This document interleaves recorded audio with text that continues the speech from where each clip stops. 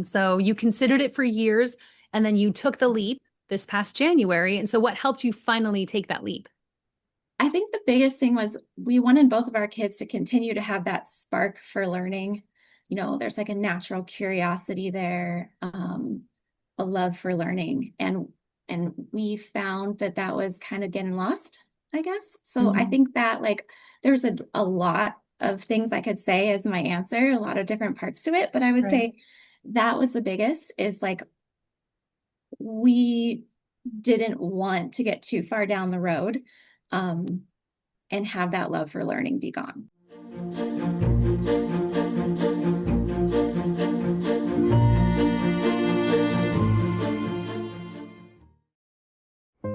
Hello, and welcome to the Thrive Communities podcast, a place where real homeschool families share their stories and the heart behind their decision to educate at home. At Thrive Communities, our mission is to support and connect homeschool families in a community where children and parents can truly thrive.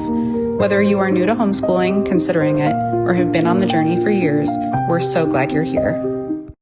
Welcome to the Thrive Communities podcast. My name is Rochelle Lasky. I'm your host today, and my very special guest is Natalie Bjornstad. Welcome, Natalie. Hi, thank you. So today we are going to talk a little bit about homeschooling, about Thrive, your family's journey, and your perspective as a therapist. So let's get into this. What was your family's educational journey before homeschooling? Well, the short answer or the long answer. You tell me. The short answer is that we were at a public gifted school in our district. So that's where I have a child who just finished fifth grade and then one who just finished first grade. So we've been there since they were both in kinder. Um, I guess the longer story of our educational journey is so my oldest, he was actually a 2020 fall kindergartner. So we didn't even know what was going on with the district, if they were going to start, what it was going to look like. So I really like started researching homeschooling way back then in 2020. And I mean, I found a curriculum I liked. I got it bound and it was ready for me. I mean, we were all set. And then the district ended up with a plan that we felt would fit our kiddo. So I've been like having that in the back of my mind ever since. Um, but he, so both of my kids are gifted, and we knew that this would be like a different kind of educational journey for us. And I figured this out, like what that word meant when he was about 3. I didn't even know what that meant. Um, and he was just been very talking about my first one, of course. Mhm. Um, it was like by 1.5, he knew all his letters. Before he was 2, he could write out the alphabet. He was reading at 2.5. He got into math at 3. By the time he was 4, he was like interested in fractions. It was just like blowing up. And so we, the advice I got, it was just always make sure that you're following his lead and that school is going to change and the best fit is going to change along the way, and just to kind of be open to it. And so I guess the long story short answer for that is like now we've decided that homeschool is what is the best path for both of mine. I love that. That's awesome. So you considered it for years and then you took the leap this past January. And so what helped you finally take that leap? I think the biggest thing was we wanted both of our kids to continue to have that spark for learning. There's like a natural curiosity there, a love for learning, and we found that that was kind of getting lost, I guess. So I Mhm. think that like there's a lot of things I could say as my answer, a lot of different parts to it, but I would Right. say that was the biggest is like we didn't want to get too far down the road. Um, and have that love for learning be gone. Yeah, definitely. Did you have any big fears or hesitations before you took the leap? Well, yes, I think the first part would be I wanted my kids to really be happy. And so it was a choice that we made together, and we talked a lot about it over time, and got there. Um, and so my fear was that maybe they would get into it and then realize that they didn't like it. And then to double up on that, then that puts a lot of pressure, I felt, on me because I'm the one who's choosing how they're learning and what they're learning and challenging them in those ways that in my mind, I'm hoping is going to be everything that they want. But yeah, my fear was that maybe I also wouldn't, do my part of the bargain there. So Yeah. I love that you brought them into the conversation though, because I talk to parents a lot and I say, if we can get kids, especially in my role in Thrive, if I can get kids to love learning, they're going to be curious and lifelong learners, right? And so yeah. if your kids were on board with this new way to learn, right, with homeschooling and the flexibility and the family time and all the things that it brings with it, if they were on board with it, then they're going to take that driver's seat a little bit. And I think that it takes pressure off you as a mom. Have you felt that as you've gotten into it in the last like 6 months? I think so. I Yeah. try to get their opinion on everything and a lot of the Yeah. things that we chose because we just started in January and now we're into June. So Right. um my daughter, for example, was learning about the pilgrims and everything in her first grade class. And then my son was learning a lot of the US government stuff in his fifth grade class. And my daughter really wanted to keep learning about that. And she loves history. So Hmm. it's great that we were able to take those things. And I'm like, okay, awesome. So we started US history, right when, we were settling into America and we went all the way through to the Revolutionary War. And they thankfully got a really big taste of something that they had a lot of questions and curiosity about. So I love Yeah. that. That is amazing. Looking back, what has surprised you as you have embarked on this journey of homeschooling? I would say the biggest thing that just absolutely comes to mind is just how much I love being with them. Mm. Like how much I love my kids. Not that it surprises me that I love my kids, but I feel like, we get set up in thinking, they turn 5 and then they go off to school for, all these years. And especially with my job and I work evenings several days a week, it Hmm. just seemed like, man, we did not get a lot of that quality time. And I've seen how much our relationship has grown and strengthened. And I think that was a great surprise. I just love it. That's amazing. Have you noticed any changes in your kids, in their confidence, in maybe their stress levels, and maybe their love of learning since you've made this transition? Yeah, definitely. Yeah. It's kind of strange because, well, one of the reasons among many was that the days are really long.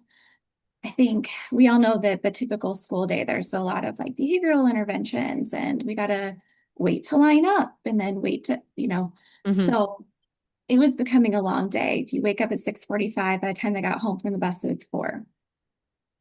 So they told me a lot oh my gosh, I feel so much just happier. It's more calm, their stress level was definitely down, like you're saying. But at the same time, they're also telling me I feel like I've learned more, um, which was great to hear. Yeah. I actually feel like they have gotten more education at home, even though they're less stressed and spend less time. I love that. It's like the time is redeemed, right? It's condensed and yet it's more rich. Yes. Yeah, that's beautiful. What drew you initially to Thrive Communities? The social aspect, for Yeah. sure. Yeah.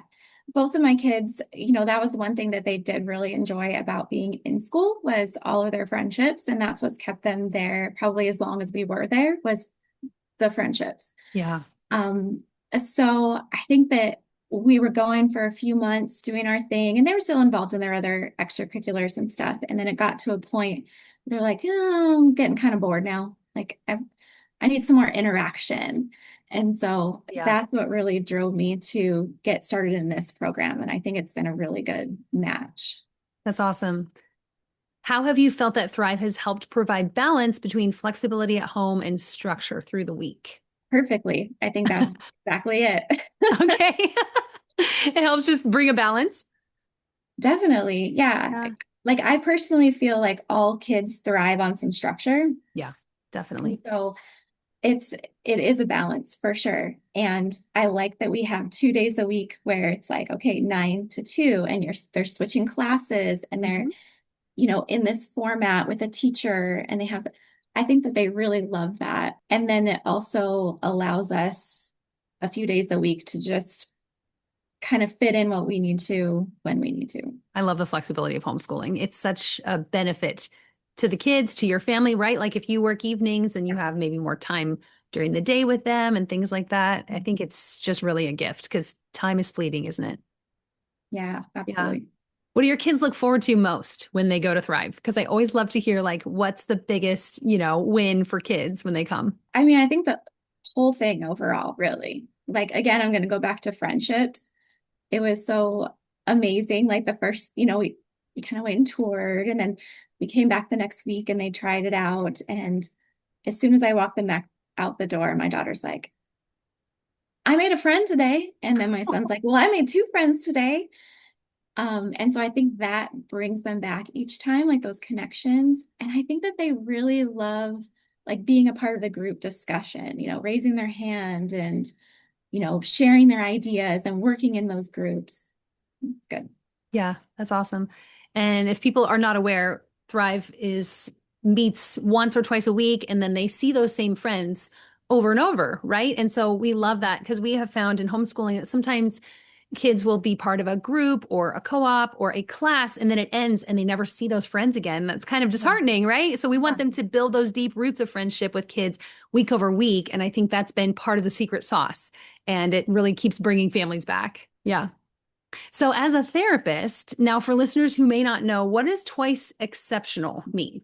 Giftedness plus another diagnosis. Okay. So that could be any type of learning disorder.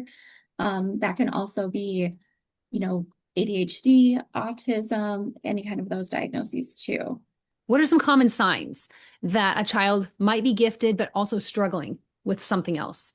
Learning difference, ADHD, anxiety, dyslexia, anything like that? Yeah. So I guess first off, giftedness, a lot of things, like there's a technical definition. And then there's sort of like the practical, what do you see? So technically, it's an IQ score that is 130 or higher, which is 2 standard deviations above the average, which is 100 on your IQ. So, I mean, looking in the opposite direction, 2 standard deviations below is a 70, and anything below that is considered intellectually disabled. So there's like a big differential there. And so these kiddos, it's a big differential on that side, and their brains just take in the world differently. It's like a unique experience in that way. Practically speaking, giftedness, like you'll see a lot of just curiosity about the world, very creative thinkers. There's kind of an ongoing joke that like usually if you're a gifted family, you have like 7 million rolls of tape in your house because you're always making something out of cardboard or whatever. So you might see that. The twice exceptional part, again, like going by testing, you would see if they did like a psych eval, like a neuropsychological evaluation, you would see some like differentials. So intellectually, like maybe their verbal or their quantitative score is really quite high. And then you might see like working memory, processing speed, something like that, like at least 20 points below. So maybe one's in the 60s and then one's in the high 90s. So those would be definite signs. Practically speaking, there's, I guess, asynchrony is just kind of part of gifted. And so sometimes it's hard to know if there's just some difficulties because of the challenges of high intellect, and then their social emotional tends to drag a little. Mm-hmm. But some things that you could see is like just strong emotional meltdowns, distress tolerance is pretty low, right? If something is tough, it's just like, psh, done. Yeah. They kind of break down. You might see some of the ADHD stuff. So rushing through work, super disorganized backpack, missing assignments. Yeah, I guess there's so many things that I could go into, but Yeah. it's just kind of that breakaway between those struggles alongside of that high academic piece a lot of times. Yeah. Well, you mentioned that you already had seen a lot of signals in your son in his giftedness, and you knew that your educational journey might be different, right? So how have you seen, even in your own family, how gifted kids, twice exceptional kids especially, sometimes can get overlooked in a traditional school setting? Absolutely, because, you know, Take ADHD, for example. An ADHD kiddo, sometimes you can notice them a little bit more because they're really lagging behind on their assignments and things like that, even in those early elementary years. For giftedness, a lot of times you don't notice it as much until you get to middle school, where now, like they're the gifted part of it, right? Like they're able to kind of compensate, and that compensation really lets them pass by, unfortunately for them, for quite a while. Once you get to the middle school years, a lot of times you'll see like, oh, now I have 7 teachers with 7 learning styles, 7 ways to turn in assignments, and they can no longer muscle through it. I think, and you and I both know that a benefit of homeschooling is you can kind of individualize their learning, right? Like your daughter was really into the American history, and so you just went all the way. And so, how does that individualized learning really help children who have the unique academic or emotional needs? So one of the things I'd say is just feedback. I feel Mm. like with these big classrooms, and most of them are, it's just how it is, and I don't fault the teachers, but you have 30-ish kids in a class and they don't get a lot of feedback in the moment. Um, and a lot of times twice exceptional kids need that because you are working on distress tolerance, emotional regulation, some of those executive functioning skills, keeping organized, like reading through the full problem and not just answering part 1 and then thinking you're done. So I feel like homeschool really allows students to like constantly be working through that and strengthening those muscles in a sense, Hmm. where my experience has been a lot of times in other school settings that stuff gets overlooked and they are just kind of struggling along a lot of times. Yeah. Are there any other ways that you feel like homeschooling can support those twice exceptional learners beyond the individualized learning and the feedback, which obviously is super valuable? I think that individualized learning, I guess, captures a lot, but you know, again with that spark, that you don't want these kiddos to burn out, and sometimes that can happen. And I think that homeschooling really allows you to individualize in the way that, like, okay, if it's American history this year, we're going to do it. If they're 2 math grades ahead, but they are really loving math and that's their favorite part of the day, do that, because that's how you're going to keep that curious learner. And sometimes that stuff just gets like lost or stifled in the other group. So in my opinion, while you can work on some of those like challenges that they tend to have, like you're Mhm. also pushing those positive pieces so that you're still like keeping that confidence up and that interest up.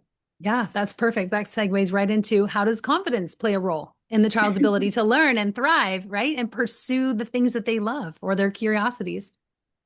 I think that the misconception sometimes on gifted kids is like, oh, it's easy, everything's easy, they're an easy child to raise, and I don't think that that's necessarily it at all. And a lot of times these kiddos can lose confidence for one thing or another, and sometimes it's the idea that, like, because everything is typically easy, when I get to something hard I feel really stupid.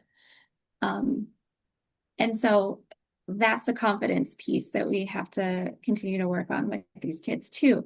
And again, like with that individualized learning, with that consistent feedback, with being able to kind of narrow those things down and find those things better, like I think that the confidence can grow much more like naturally and successfully.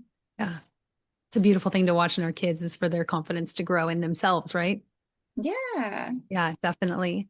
So if a parent suspects that their child learns differently, where should they start? Learns differently, like might have some 2E kind of challenges. I think so. Yeah, the twice exceptional, the gifted, maybe some other challenges as well, but I think speak to that because it's so unique.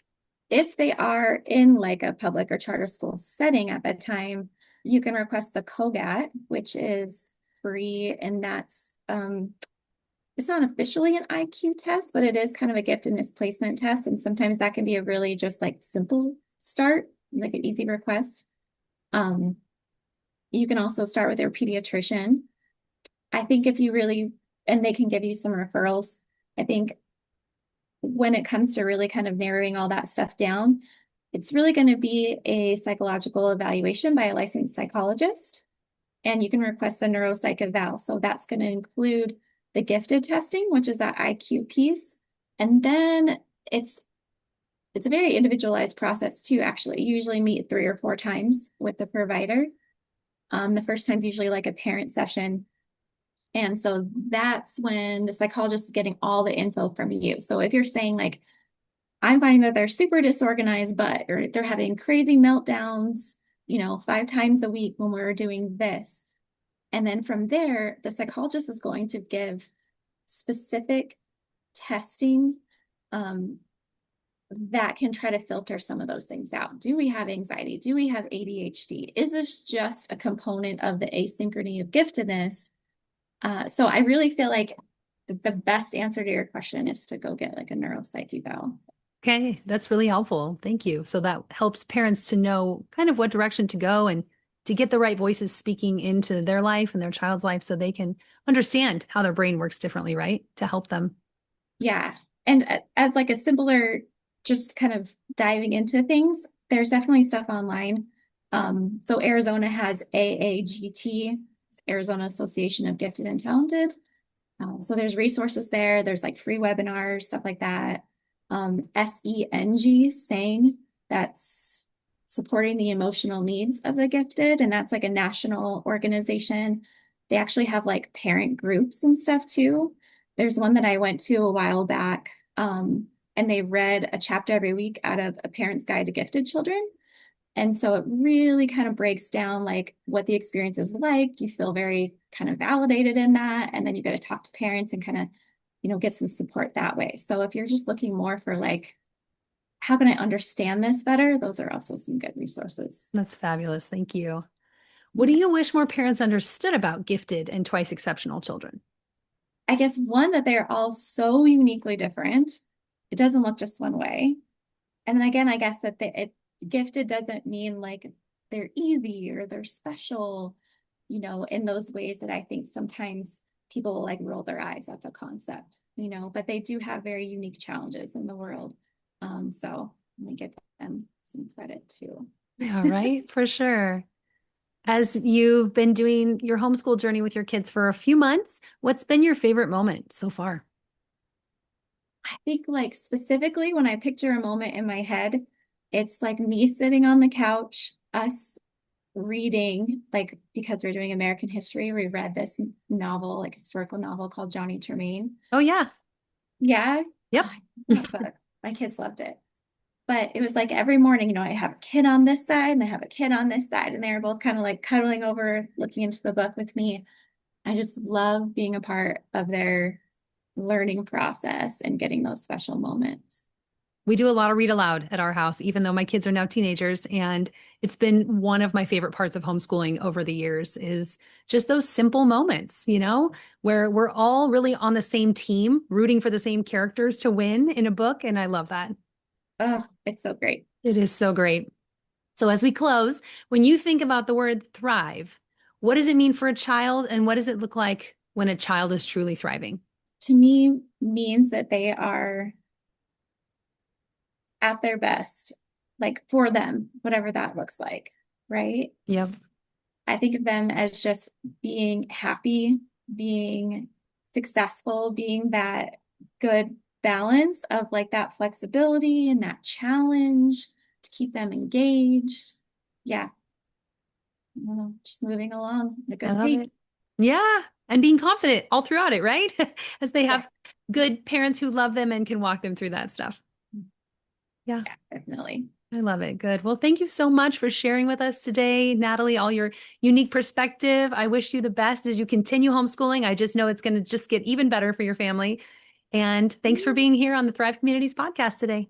Yeah, we're excited to be a part of it. Thank you. Thanks. If this episode encouraged you, share it with another family who might need it. And don't forget to subscribe so you don't miss what's coming next. We'll see you next time.